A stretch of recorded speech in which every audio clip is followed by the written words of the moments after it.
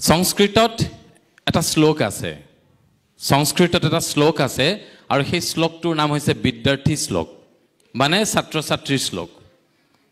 আৰু এই সংস্কৃত শ্লোকটোতে যিখিনি কথা কোৱা হৈছে যিখিনি কোৱালিটিৰ কথা কোৱা হৈছে সেই কোৱালিটিখিনি হৈছে এজন ভাল ছাত্ৰ বা ছাত্ৰীৰ কোৱালিটি গুণ শ্লোকটোত কোৱা হৈছে যে কাক চেষ্টা বক ধ্যানম স্বান নিদ্ৰা তথৈবচ অল্পহাৰী গৃহত্যাগী বিদ্যাৰ্থী পঞ্চ লক্ষণম বুজি পাইছো নেকি কোনোবাই ছাত্ৰ ছাত্ৰীসকলে কোনোবাই বুজি পাইছে নেকি কাক চেষ্টা বক ধ্যানম মানে কি কাক মানে কি সংস্কৃতত কাক মানে হৈছে কাউৰী কাউৰীৰ নিচিনাকে যদি চেষ্টা কৰি থাকিব পৰাৰ দক্ষতা আছে কাউৰী আমি হাদুটো পঢ়িছিলো নহয় পানী বিচাৰি বিচাৰি গৈ এটা কলহ পালে গৈ অত্যন্ত পিয়াহ লাগি থকাৰ পাছত আৰু দেখিলে কলহটোৰ তলত অকণমান পানী আছে আৰু ঠুটটোৰে কোনো ৰকমেই ঢুকি নাপায় তাৰপিছত কাউৰীটোৱে ভাবিলে নাই পানী খাবই লাগে মোৰ অন্তকণ্ঠ শুকাই গৈছে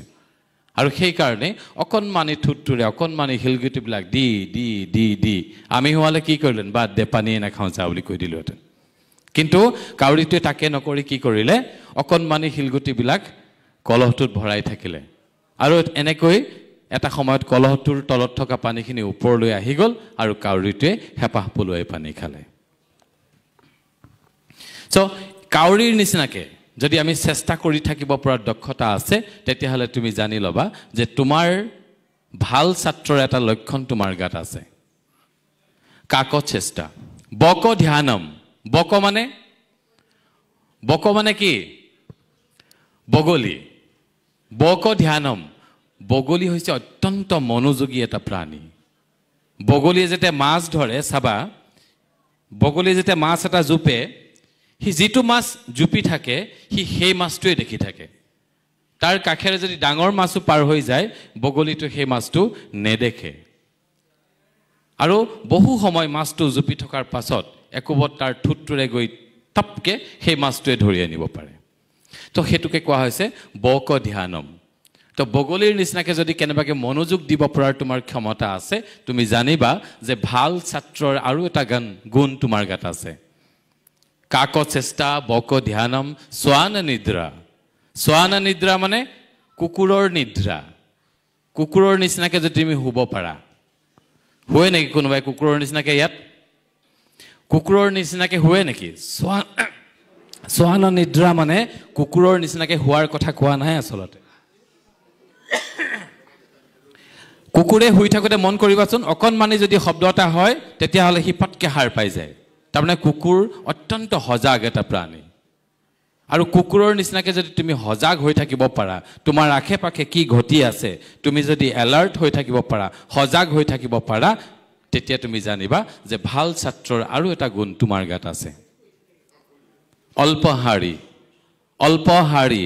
অলপ আহাৰ খাৱাৰ যদি অভ্যাস থাকে এইটো কথা নহয় যে বিয়া এখনলৈ গ'লো খুব ডাঙৰ বিয়া বুফে চলি আছে ছাগলী মাংস কুকুৰাৰ মাংস হাঁহ কণী কুকুৰা কণী লাইন পাতি আছে থালত ভৰাই মই ডকচিবিলাক খাই দিলোঁ তাৰপিছত কি হ'ব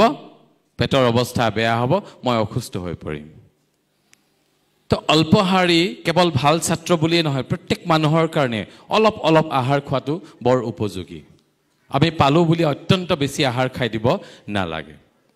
যদি অল্পহাৰী অভ্যাসটো তোমাৰ আছে তেতিয়াও তুমি জানিবা যে তোমাৰ ভাল ছাত্ৰৰ এটা গুণ তোমাৰ গাত আছে গৃহত্যাগী গৃহ মানে ঘৰ ত্যাগ মানে এৰি গুচি যোৱা তো ঘৰ এৰি গুচি যাব পাৰিব লাগিব কোনে ঘৰ এৰি গুচি যাব পাৰিব হাত দাঙা হা গৃহত্যাগী কোনে ঘৰ এৰি যাব পাৰিব কোৱা হাত দাঙা গৃহত্যাগী মানে ঘৰ এৰি যাবলৈ কোৱা হোৱা নাই আগৰ দিনত কি আছিলে মানুহে ঘৰ ত্যাগ কৰি ঋষিমুনিৰ আশ্ৰমত থাকি খুব কষ্ট কৰি গৰু পুহি ঘাঁহ কাটি খৰি ফালি ৰন্ধা বঢ়া কৰি পঢ়িব লগা হৈছিল খুব কষ্ট কৰিব লগা হৈছিল পঢ়াৰ কাৰণে আজিকালিৰ নিচিনাকে 1 কিলোমিটাৰ দূৰে LP স্কুল নাছিলে তেতিয়া গতিকে ইয়াত গৃহত্যাগী মানে এইটো কথা কোৱা হৈছে যে আগৰ দিনত গৃহত্যাগ কৰি ঘৰ এৰি যেনেকৈ ঋষিৰ আশ্ৰমত কষ্ট কৰি পঢ়িছিলে আজিৰ দিনতো তুমি ঘৰত থাকিয়ে সেইখিনি কষ্ট কৰি যদি পঢ়িব পাৰা তেতিয়াহ'লে তুমি জানিবা যে ছাত্ৰ ছাত্ৰীৰ থাকিব লগা 5 নম্বৰ ভাল গুণটো তোমাৰ গাত আছে মনত থাকিবনে শ্লোকটো কাক চেষ্টা বক ধ্যানম স্বান নিদ্ৰা অল্পহাৰী গৃহত্যাগী এই 5টা গুণ যদি আছে তোমাৰ গাত তেতিয়াহ'লে আমি ভাল ছাত্ৰ বা ভাল ছাত্ৰী বুলি ক'ব পাৰোঁ কিন্তু যথাৰ্থত ভাল ছাত্ৰ বুলি আসলে কোনো শব্দ নাই ছাত্ৰ ছাত্ৰই ভাল শিক্ষক বুলি কোনো শিক্ষক নাই শিক্ষক শিক্ষকে যিজন শিক্ষকে নিস্বাৰ্থভাৱে শিক্ষাদান কৰিব পাৰে সেইজনেই শিক্ষক আৰু যিজনে কৰিব নোৱাৰে সেইজন শিক্ষকেই নহয় যিজনে সদায় কিবা নতুন কথা এটা জানিবলৈ ইচ্ছা কৰে সেইজনেই ছাত্ৰ আৰু যিদিনাই আমি কিবা এটা নতুন কথা জানিবলৈ আমি বন্ধ কৰি দিম সেইদিনাই আমি ছাত্ৰ উপাধিটোৰ পৰা বঞ্চিত হৈ যাম গতিকে সেই অৰ্থত আমি সকলোবিলাক ছাত্ৰ আমি সকলোবিলাকে ছাত্ৰ কাৰণ আমাৰ পঢ়া শুনাহে শেষ হ'ল মোৰ পঢ়া শুনাহে শেষ হ'ল কিন্তু নতুন কথা এটা জানিবৰ ইচ্ছা মই সদায় পুহি ৰাখোঁ বা আমি সদায় পুহি ৰাখিছোঁ হয়নে বাৰু